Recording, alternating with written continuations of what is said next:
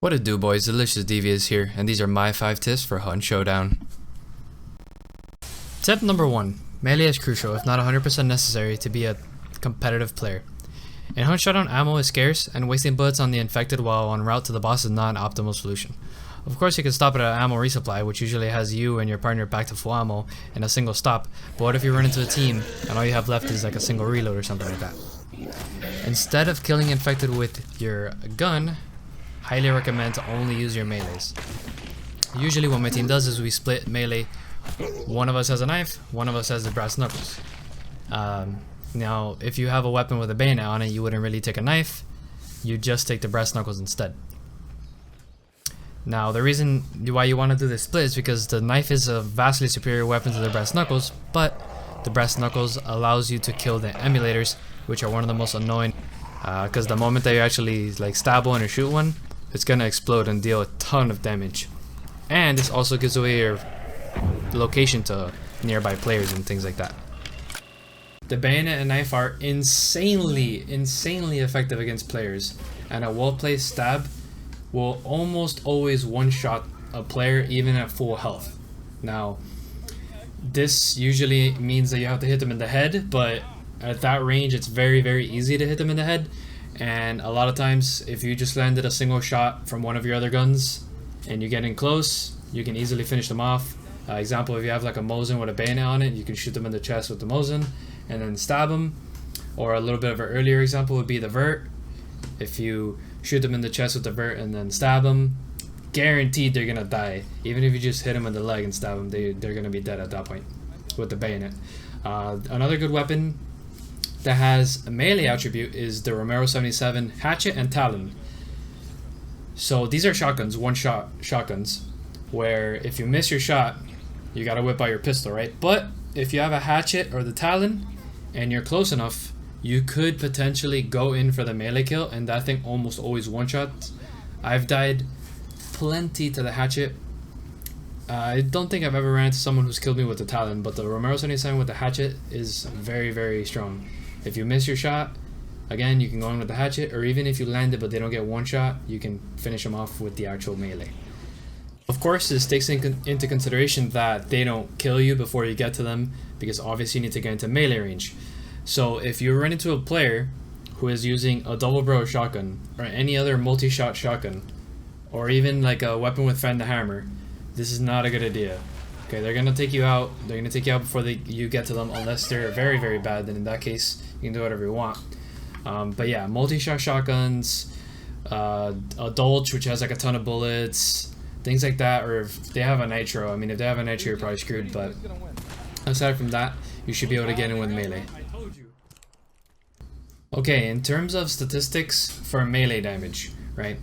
Actual numbers, they are very different across all weapons. It doesn't really matter too much. Which matters is the amount of times you have to hit something for it to die, honestly. So with the brass knuckles and the knife, it's a one-shot kill to the grunts, assuming you headshot them. One-shot kill to the hives, assuming you headshot them, but this is much harder. Now if you do get the one shot on them, you don't take much damage, and it's always worth going in for the melee versus shooting them. When it comes to the armored guys, the big tanky ones that have like this rock on them, right? Those take 3 hits to die to the knife, which is absolutely amazing. That's not even half your stamina that gets wasted to take them out. This is because those armored enemies are actually weak to piercing damage. It's in their tooltip. Now with a brass knuckle, it's 5, maybe 6 punches, but they get stunned, so you can legit just stand there and mash away until they die, or take your time doing charge punches. But they will not hit you, okay? So you don't need to panic. Now, when you're meleeing packed animals, and what I mean by packed animals are the dogs, right? Or I guess the water devils as well. Water devils try not to stab them, but the dogs, you can go in. It's really risky though to go in for a stab on them, and if you do plan on going in, it has to be with a bayonet, because you won't one-shot them otherwise. You can try with a knife, but the bayonet will one-shot them. And I highly recommend that if you're gonna try to take on dogs with your melee, that your last bar is a big bar. Okay, the double bar, the 50 HP bar. Reason is, the dog will almost certainly hit you, at least one of his friends will, and you're gonna start having that bleed effect, and if you lose the bar, now you have to waste supplies to heal back up. Lastly, I'm going to bring up meatheads. The way that you take down meatheads with melee is by not even thinking about that. That's insane. Just completely avoid meatheads. They're completely pointless to attack unless you're grinding them for like a daily or a weekly. Avoid them at all costs. Now, emulators. Emulators you have to beat with your brass knuckles, or you can beat them with the butt of your gun. But brass knuckles is much better because it doesn't use as much stamina. So brass knuckles is, I believe, a 4-hit kill. It might be a 5, but I think it's 4. Now, versus players, again, you want to use a bayonet or a knife. Both of those will one-shot headshot, and you want to get the one-shot, because if you don't one-shot them, chances are they're going to finish you off. Though you can actually ready your second attack really fast, so if they miss a shot, you do have a chance of getting them even if you don't one-shot them, but it's still pretty risky. Just should always try to get that one-shot hit. You can also use the Romero hatchet or the Talon. They'll both be able to one-shot just as good. The reason why I don't mention that as much is because later in the game, when you have much more equipment, you'll never want to use the Romeros. They're just not as good as the double barrel or like a Spectre, which has a bayonet on it. So that's why I mostly refer to a knife and bayonet as the main melee weapons of the game, because there are other melee weapons, they're just not as optimal to use in your gear. Alrighty guys, so my second tip is to pick a common gear setup and stick with it. What I mean by this is find out what works for you and just keep using that, for you can keep getting better and better. So Hunt Showdown has a ton of weapons, has a ton of equipment, has a ton of tools, and they all change your playstyle pretty heavily. So if you put on a bunch of traps, you have to play much slower and much more conservative, much more of like a defensive player, right? So you want to find out what works best for you, but also what works best in conjunction with your partner, right? With his playstyle and your playstyle. Maybe one of you is more defensive, one of you is more aggressive, and you can have him, assuming that he's the more defensive one, you can have him carrying the traps, and then you have more aggressive gear like a frag grenade or something, right? So using the same gear over and over again lets you practice and get better and better with that kit. The only gear that I'd say is necessary is a first aid kit and having a melee of your choice, as I discussed in tip 1. Either a knife, a gun with a bayonet on it, in that case you would clear up a gear slot, or having the brass knuckles. So I would pretty much say you always take a first aid kit whenever you go into the hunt, right? It'll make your life so much easier, because you can heal during a fight, you can heal after a fight, you can heal during a boss arena, you can walk outside the boss arena and heal. If you run into a pack of dogs, those things are very nasty, and maybe you don't kill all of them without getting a tick of damage, then in that case you need a heal. So the medkit is absolute priority, and it's not very expensive, so you can definitely take one every single game.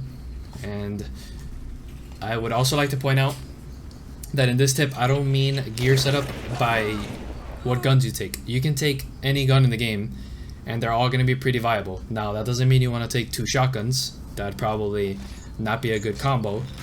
You want guns that complement each other, but every gun is viable.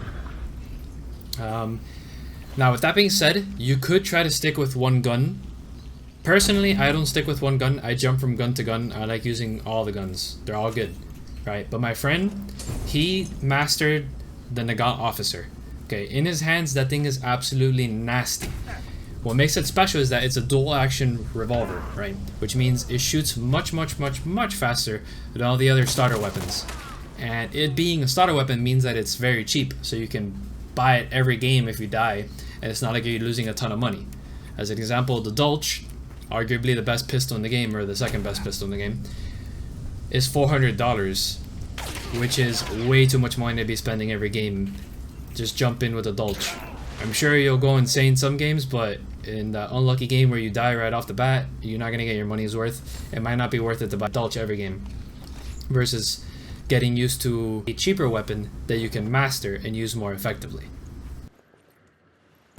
For tip number 3, I have stealth, and by stealth I mean that it's not that important.